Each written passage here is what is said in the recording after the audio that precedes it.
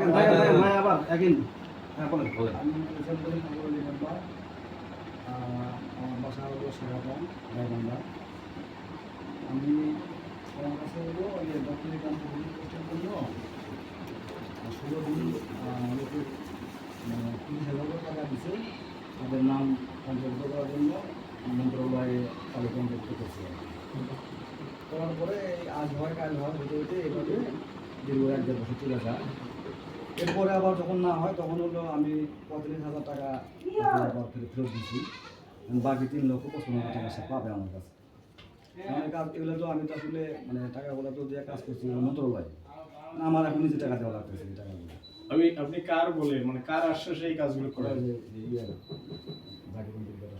জোরে বলেন। মানে যে কুড়িগ্রামের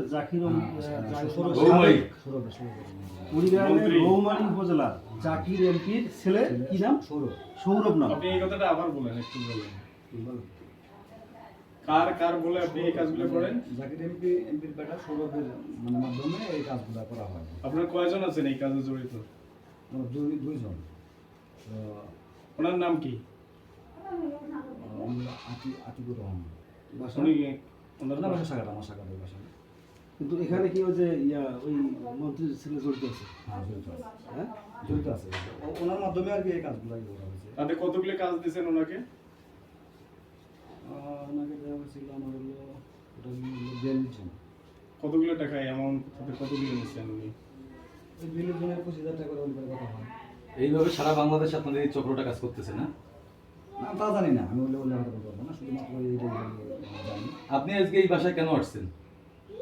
এখানে আসছিলাম হলো যে কমিউনিটি ক্লিনিকে আমাদের হলো যে বাংলাদেশ ঢাকা এডুকেশনের মাধ্যমে আপনার হলো প্রতিটা ইউনিভার্সিটি বা সুপারভাইজার নিয়োগ দিবে, আর প্রতিটা ইউনিয়ন থানা একজন করে থানা সুপারভাইজার নিয়োগ দেবে। এটা হলো ঢাকা এডুকেশনের মাধ্যমে সারও আছে এবং আমাদের জেলা কোঅর্ডিনেটরও একজন নিয়োগ আছে। তবে আমরা কিন্তু গণমাধ্যম কর্মী। আপনি আজকে এখানে আসছেন তো টাকা নেওয়ার জন্য নাকি? না, আমাদের মানে যোগদানপত্র দেওয়ার জন্য আসছি, আর কথা বলা ছিল যে মানে হয়তো কিছু টাকা দিই। আপনি তো এখন পর্যন্ত যেগুলো কাগজ পাঠাচ্ছেন সব ভুয়া, তাহলে আপনি যোগদান পত্র আবার কিভাবে দেন? এটা হলো কমিউনিটি ক্লিনিক। কোনো প্রজ্ঞাপন কি জারি হয়েছে এখনো? ওটা হলো আমার কি আছে, সিটি আছে, ওরা আপনি যে কাগজপত্র আর যোগদানপত্র দেবেন সেগুলো আপনার। আচ্ছা, আমরা এই বাড়িওয়ালার কাছ থেকে জানতে পারলাম আপনি 5 লাখ টাকা নেওয়ার জন্য আজকে আসছেন এখানে। ওগুলো হলো মনে করেন যে আপনার হলো মানে অন্য তো কাগজপত্র আমাদের কাছে ছিল না, ওটা হলো আপনার স্যারের কাছে যায় এটা স্ব যাদের নামে এগুলো আছে আপনারা স্যারের কাছে যাবে, ওগুলো আবেদন সহকারে নিয়ে ওই আপনার নিয়োগপত্র নিয়ে যাবে, ওটা তো যোগদানপত্র নিয়ে যাবে। আর নিয়োগপত্রটা আমরা হলো মানে আমাদের কোঅর্ডিনেটর, জেলা কোঅর্ডিনেটর যে আছে উনি। আপনি কিসে জব করেন? না আমি জব করি না। আপনি জব করেন না, মূলত আপনি এই চক্রের সাথে জড়িত। চক্র না, এগুলো চক্র না ভাই। আমি বললাম, আমি এক কথাই বললাম, আপনি হলো সাধারণ মানুষ, আমি যেহেতু মানে একজন প্রতিনিধি ছিলাম।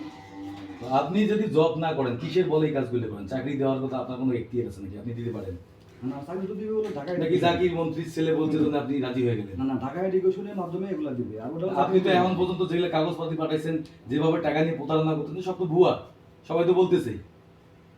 ওটা তো আপনি তো আপনাকে নিজেকে নির্দোষ দাবি করতেছেন, কিন্তু আপনি তো ভুয়া, প্রতারক। না, আমি প্রতারকতা করি। এই কাজগুলো যে করে সে প্রতারক হবে না, কি হবে বলেন? আপনি বলেন। আমি আরেক প্রতারককেও দেখছি এই কথাগুলো বলে, ওই ডিসি ওই লাইন সুন্দর ওই কথাগুলোই বলে। এমনকি ভুয়া প্রতারক কি কখনো বলে যে আমি প্রতারক? আমি এগুলা বিষয় নিয়ে কোনো প্রতারকতা করি নাই। এই পর্যন্ত আমি যদি করতাম তাহলে ওরা তো ডকুমেন্টস দিতাম না। আরে ভাই, এগুলো ডকুমেন্টস দিনে তো 14 বার তৈরি করবো আমরা, এগুলো বলিয়েন না। আমার সাক্ষর ছাড়া আপনি তৈরি করতে পারবেন কি ডকুমেন্ট? এগুলো যদি আপনি আমাকে বুঝেন, এগুলো যদি আপনি আমাকে বুঝেন। ও